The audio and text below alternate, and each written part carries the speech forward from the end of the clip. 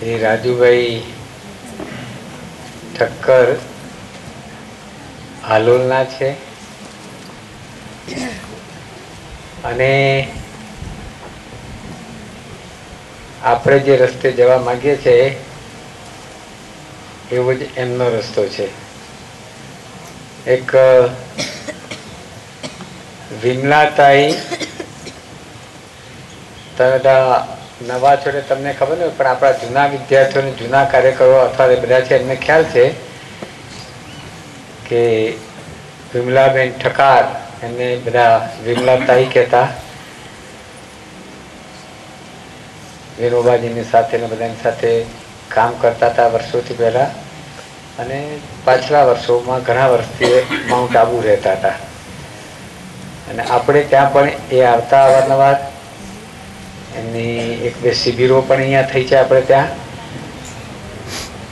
મહેમાન ગૃહ છે, ત્યાં રહેતા.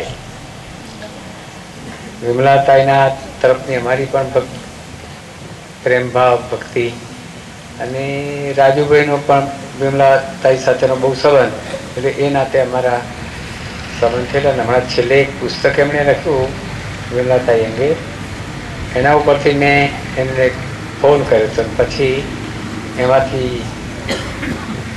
વાત થઈ. મેં કહ્યું તમે આવો, શિબિર છે અહીંયા, એટલે તમે બધા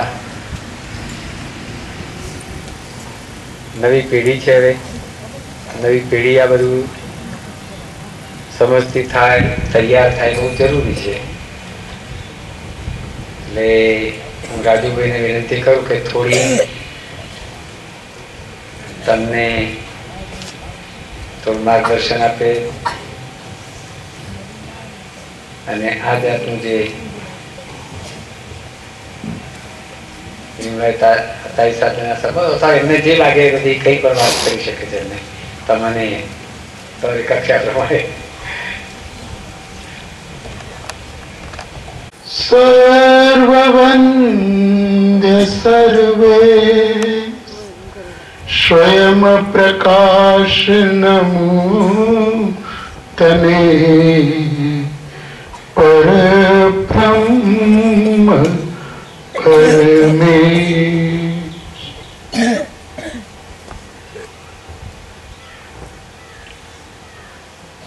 પરમ આદરણીય દાદાજી,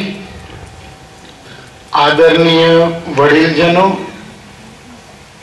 શિક્ષકજનો તથા મારા ખૂબ જ વાલા આ ભારત દેશના વિદ્યાર્થી ભાઈ બહેનો, હમણાં જ આપે વંદે માતરમ ગીત ની રિયાઝ કરી રહ્યા હતા. સુંદર રીતે આપને સમજાવવામાં આવી રહ્યું હતું. તો એ વંદે એટલે જે માતાને વંદન કરીએ છીએ, એ માતાના બગીચાના આપ સૌ વિદ્યાર્થીઓ મધમત્તા સુગંધી વાળા પુષ્પો છો. આ એક સુંદર મજાનો ઉદ્યાન છે, બગીચો છે, જેમાં દરેક પુષ્પની આગવી સુવાસ છે, આગવો રંગ છે, અને એમાંથી નિષ્પન્ન થતી ઉર્જા એ જીવનનું સંગીત બને છે. આવી સુંદર પાવન વિદ્યાભૂમિમાં આપ સૌ ભાગ્યશાળી છો કે આવા સારા સંનિષ્ઠ મહાનુભાવોની દ્રષ્ટિ હેઠળ આપણા જીવનનું ઘડતર થઈ રહ્યું છે. હું પણ અત્યારે પણ વિદ્યાર્થી છું. ઘણી બધી ડિગ્રીઓ પ્રાપ્ત કર્યા પછી આજે પણ હું ભણું છું અને ભણાવું છું. એટલે હું વિદ્યાર્થીની નાતે તમારો મિત્ર છું. આજે વંદે માતરમ આપ કહો છો, એ ભારત દેશમાં તમે સાંભળ્યું હશે, કાશ્મીર. કાશ્મીર ક્યાં આવ્યું ભારતના નકશામાં? કોણ કહેશે? ઉપર છે, બરોબર ને? અને કન્યાકુમારી ક્યાં છે? તો તમારા જેવો જ્યારે હું એક વિદ્યાર્થી બાળક હતો ત્યારે અમારી શાળામાં થોડાક મહાનુભાવો આવીને અમને ભારત દેશ વિશે વાત કરી, ભારતના મહાપુરુષો વિશે વાત કરી. તો ભૂગોળના શિક્ષક મને વારંવાર બતાવે કે આ શ્રીનગર છે, આ દિલ્હી છે, અહીંયા ભુવનેશ્વર છે. તો એ નકશો જોઈ જોઈને મને અને આ વંદે માતરમનું ગીત ગાઈને એક દિવસ એવી પ્રેરણા થઈ કે હું મારા દેશને નિરખું. તો કાશ્મીરથી કન્યાકુમારીની પદયાત્રા કરીને, અને એ પદયાત્રા દરમિયાન આજથી 25 વર્ષ પહેલા એ પદયાત્રાના ઘણા જ રોમાંચક અનુભવો છે.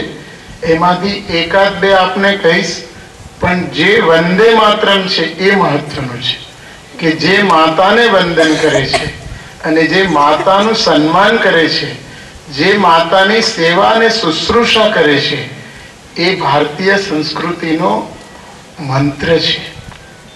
એટલે માતાને વંદન કરવા, પિતાને વંદન કરવા, ગુરુજનોને વંદન કરવા એ ભારતીય સંસ્કૃતિનો હૃદયસ્થ મંત્ર છે. અને સંસ્કૃતિનું જતન આપ કિશોરો, હવે થોડા સમયમાં આપ બધા યુવાનો થઈ જશો. અને યુવાન એટલે કોણ? આપે સાંભળ્યું હશે કે ચટ્ટાનों से टकराते हैं उसे तूफान कहते हैं. चट्टानों से टकराते हैं उसे तूफान कहते हैं, और तूफानों से जो टकराते हैं उसे युवान कहते हैं. तो एवा भाग्यशाળી ભારતના આપ સૌ વિદ્યાર્થીજનો, આજે ગુજરાત રાજ્યને પણ 50 વર્ષ પૂરા થયા છે, જેનું ઉદ્ઘાટન પરમ પવિત્ર મહાપુરુષ શ્રી રવિશંકર દાદાના હસ્તક થયું હતું. ત્યારે દાદાને ઘણા બધા મહાનુભાવો તો એ સમયે હાજર પણ હશે અને એમને ગુજરાતનો આ દીપ પ્રાગટ્ય થયું હશે, એના નજરે દર્શન પણ કર્યા હશે. પણ આપણે પણ ભાગ્યશાળી છે કે આજે 50 વર્ષ સુધી આપણા વડીલોએ, આપણા ગુરુજનોએ, આપણા સૈનિકોએ, શિક્ષકોએ અને કલાકારો, જે કોઈ પોતાના હુન્નર કરનારા વ્યક્તિઓ છે, એ બધાએ આ દેશના અને રાજ્યના યોગદાનમાં જે કંઈ ફાળો આપ્યો છે એ બધાને અને આપ સૌને વંદન કરીને હવે થોડીક વાત આપને કહેવા જઈ રહ્યો છું. આપ સૌએ વિવેકાનંદજીનું નામ સાંભળ્યું છે? વિવેકાનંદજી નો જન્મ ક્યાં થયો હતો? કયા રાજ્યમાં થયો હતો? થોડા જોરથી કહેશો?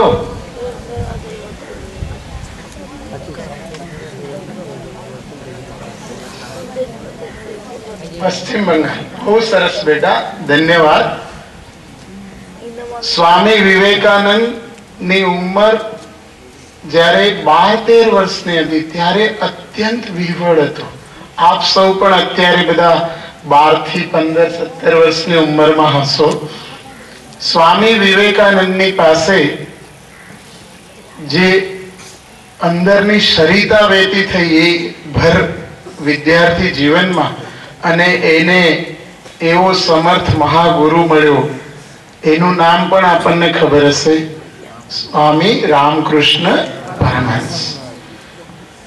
તો એક નાનકડો નરેન્દ્ર આખા વિશ્વનો ધ્રુવ તારક બની ગયો. એક રવિન્દ્રનાથ ટાગોર શાંતિ નિકેતનમાં બેસીને પોતાની જીવન સાધનાના જે ગીતો લખ્યા, એને 1913માં ભારતનું પ્રથમ નોબેલ પ્રાઇઝ લાવી શક્યા.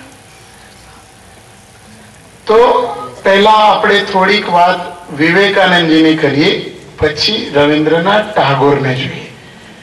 હું ખાસ કરીને વિદ્યાર્થી કાળના મહાપુરુષોના જીવન દર્શન વિશે આપને થોડી વાતો કરીશ, જેથી આપને ઉપયોગી પણ બને અને વધારાની વાતો તરફ ન દોરાવાય.